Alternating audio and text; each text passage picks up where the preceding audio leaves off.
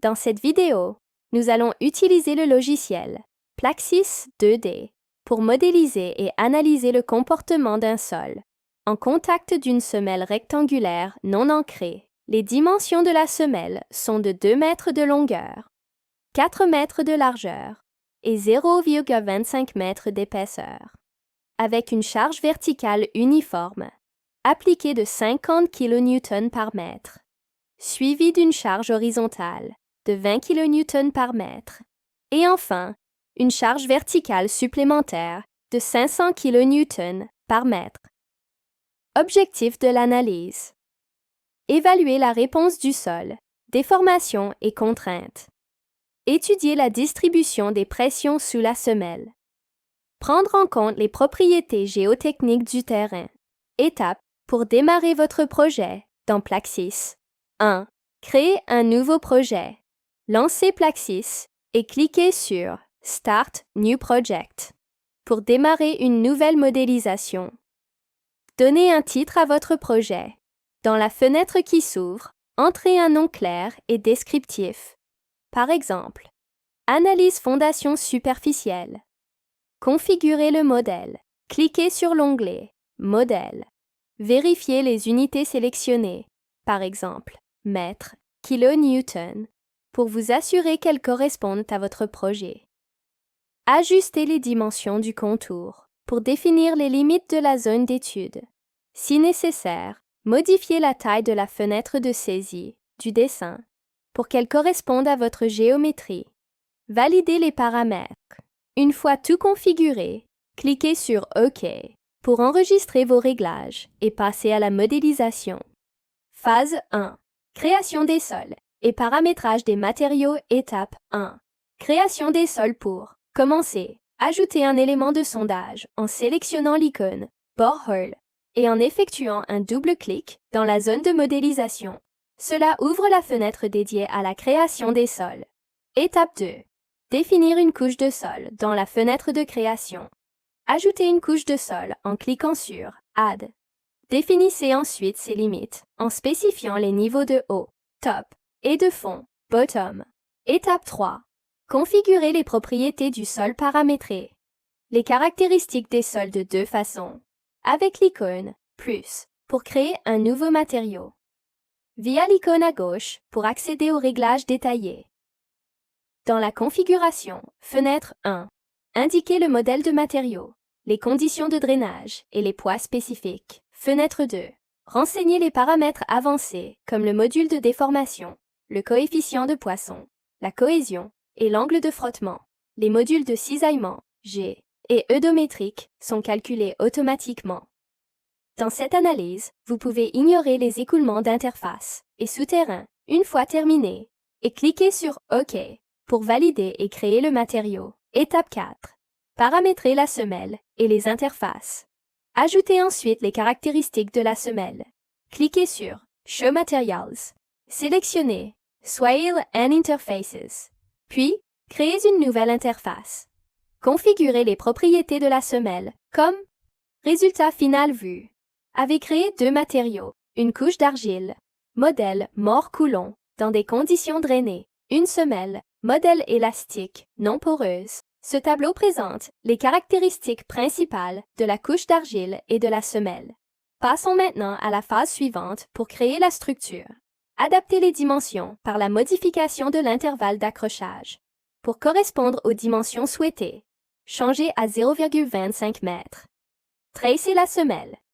Utilisez l'outil Create Swirl Rectangle pour dessiner la semelle en fonction de ses coordonnées, comme longueur 2 mètres et épaisseur 0,25 mètres au milieu. Définir les propriétés de la semelle.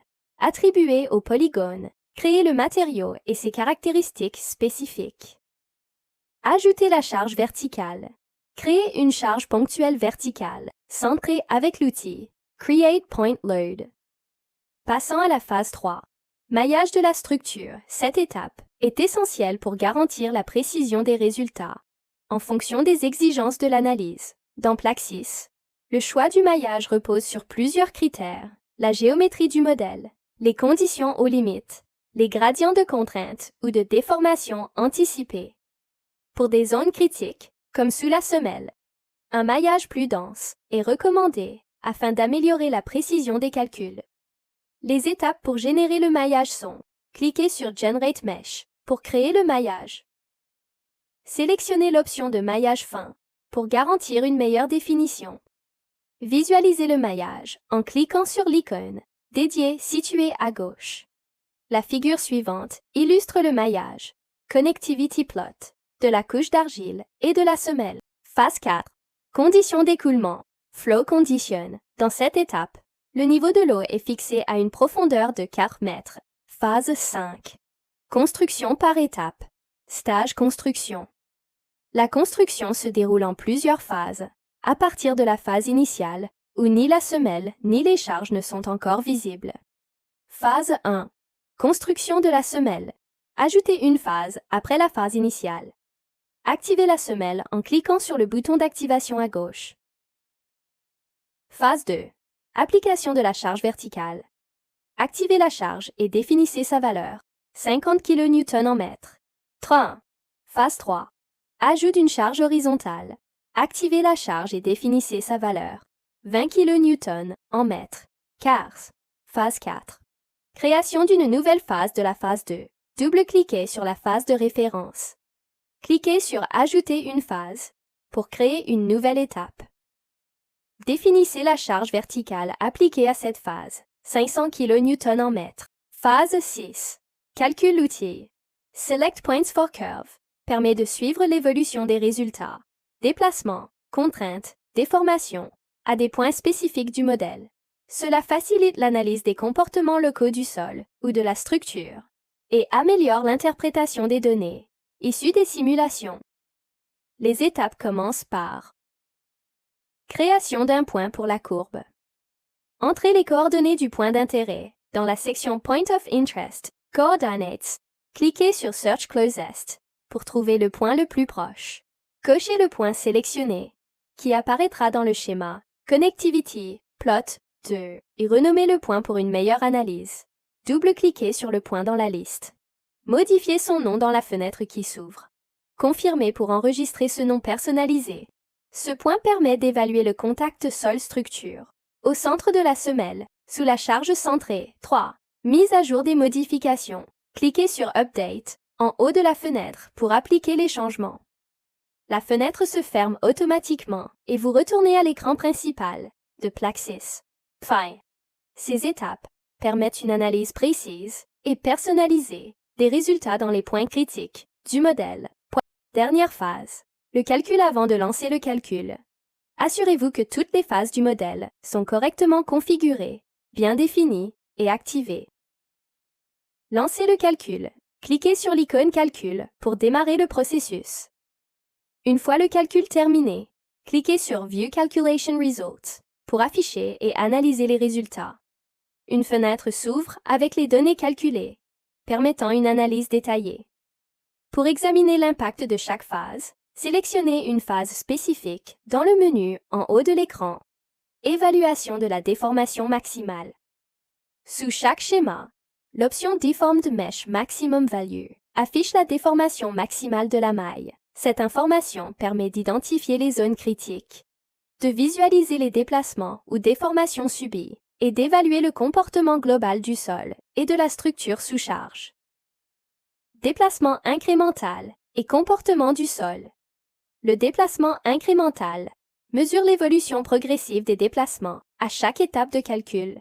Cela permet d'analyser comment les déplacements évoluent avec les variations de charge ou de conditions dans le modèle. Pour visualiser le déplacement incrémental, cliquez sur Déformation.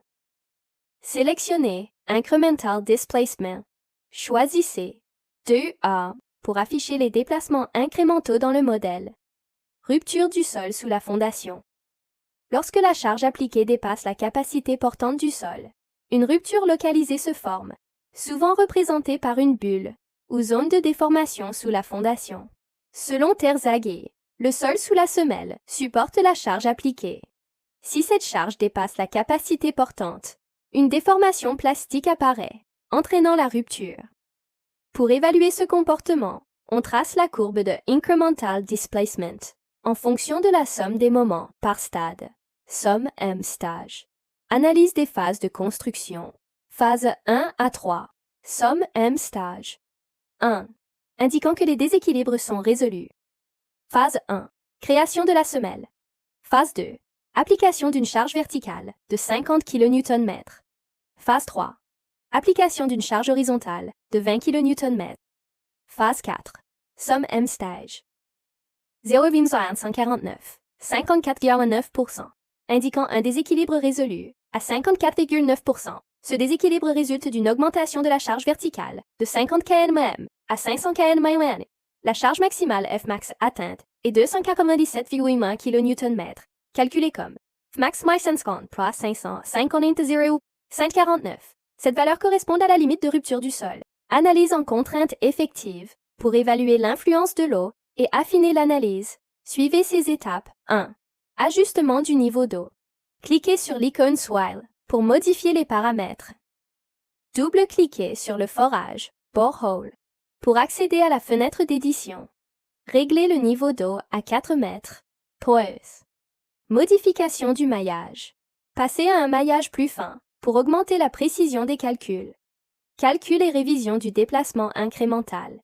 Refaites le calcul après avoir défini les points d'intérêt nécessaires pour tracer les courbes d'analyse. Définir un point d'intérêt. Entrez les coordonnées dans la section dédiée. Point of Interest Coordinates. Cliquez sur Search Closest pour trouver le point le plus proche.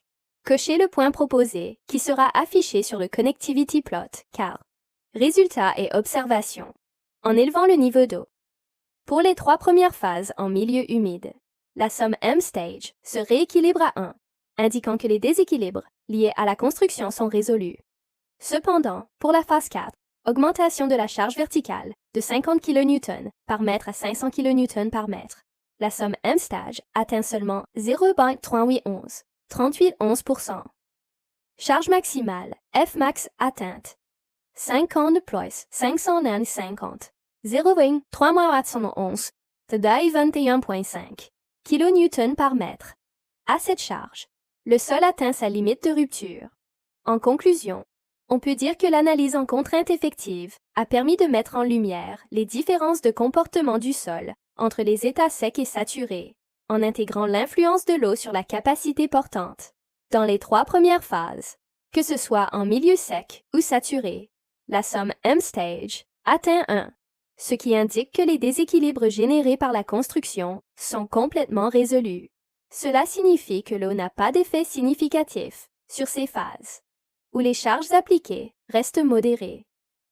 Cependant, pour la phase 4, qui correspond à une augmentation importante de la charge verticale, de 50 kN par mètre à 500 kN par mètre, en milieu sec, le déséquilibre était résolu à 54,9%, avec une charge maximale, Fmax atteignant 297,1 kN par mètre avant la rupture du sol. En milieu saturé, le déséquilibre n'est résolu qu'à 38,11%, avec une charge maximale réduite à 221,5 kN par mètre. Cette différence notable montre que la présence d'eau diminue significativement la capacité portante du sol, en raison de la réduction des contraintes effectives. L'eau exerce une pression interstitielle qui réduit la résistance au cisaillement du sol, rendant celui-ci plus susceptible de déformation ou de rupture sous des charges élevées. Comparaison des 2 états. Milieu sec. Le sol supporte des charges plus importantes avant d'atteindre sa limite de rupture. Milieu saturé. La présence de l'eau affaiblit le sol, réduisant de 25,5% la charge maximale, Fmax, supportée. Ces résultats soulignent l'importance d'intégrer l'influence de l'eau lors des études géotechniques pour garantir la sécurité et la durabilité des structures. En conditions saturées, les marges de sécurité doivent être ajustées pour tenir compte de la diminution de la capacité portante du sol.